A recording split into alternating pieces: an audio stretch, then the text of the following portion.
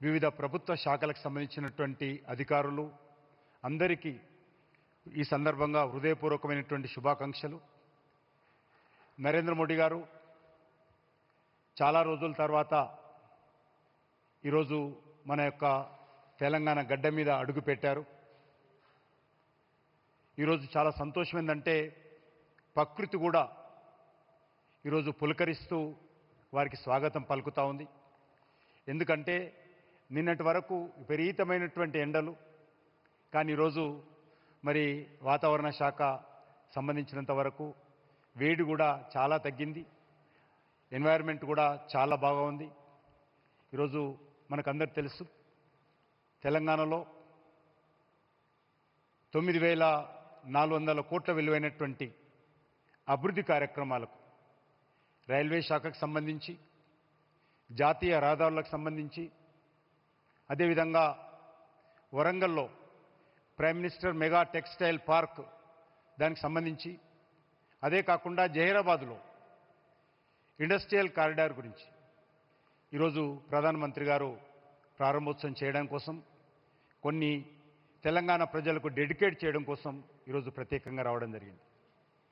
మనకు తెలుసు తెలంగాణ రాష్ట్రంలో ప్రధానమంత్రిగా బాధ్యతలు చేపట్టిన తర్వాత నరేంద్ర మోడీ గారి నేతృత్వంలో అనేక రకాల అభివృద్ధి కార్యక్రమాలు, జాతీయ రహదారులు స్వాతంత్రం వచ్చినప్పటి నుంచి గౌరవనీయులు నరేంద్ర మోడీ గారు ప్రధానమంత్రిగా బాధ్యతలు చేపట్టిన తర్వాత మరి ఏ రకంగా అభివృద్ధి జరిగిందో మనకు తెలుసు. స్వాతంత్రం వచ్చినప్పటి నుంచి 2014 వరకు 2,400 కిలోమీటర్ల నేషనల్ హైవేస్ ఉంటే ఈ 11 సంవత్సరాలలో మరి సుమారు 2,600 కిలోమీటర్లు జాతీయ రహదారులు పెరగడం జరిగింది.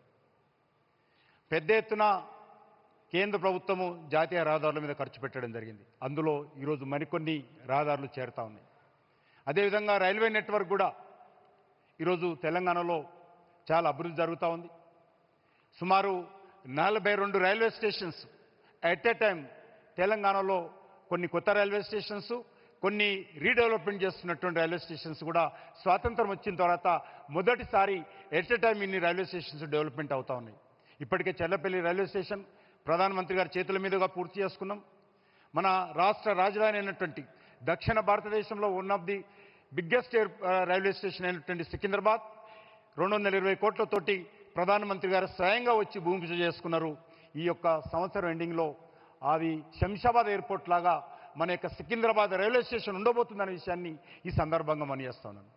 అంతేకాదు ఈరోజు మన యొక్క తెలంగాణ రాష్ట్రంలో సమ్మక్క సారక్క సెంట్రల్ యూనివర్సిటీ కావచ్చు, లేకపోతే మరి రైల్వేకి సంబంధించినటువంటి రైల్ మ్యానుఫ్యాక్చరింగ్ యూనిట్ కావచ్చు, ఎయిమ్స్ హాస్పిటల్ కావచ్చు, ఈ రకంగా అనేక రామగుండంలో ఫెర్టిలైజర్ పరిశ్రమ కావచ్చు, అనేక రకాల ఈరోజు పనులు ప్రారంభమై మరి కొన్ని భూమి పూజ కావాల్సి కూడా ఉన్నది. స్వాతంత్రం వచ్చినప్పటి నుంచి ఏ రకంగానైతే మన తెలంగాణ అభివృద్ధి జరిగిందో అదే స్థాయిలో మరింతగా మోడీ గారి యొక్క సహాయ సహకారాలతోటి ఈ యొక్క తెలంగాణ కూడా అభివృద్ధి జరుగుతున్న విషయాన్ని ఈ సందర్భంగా మనయేస్తున్నాను.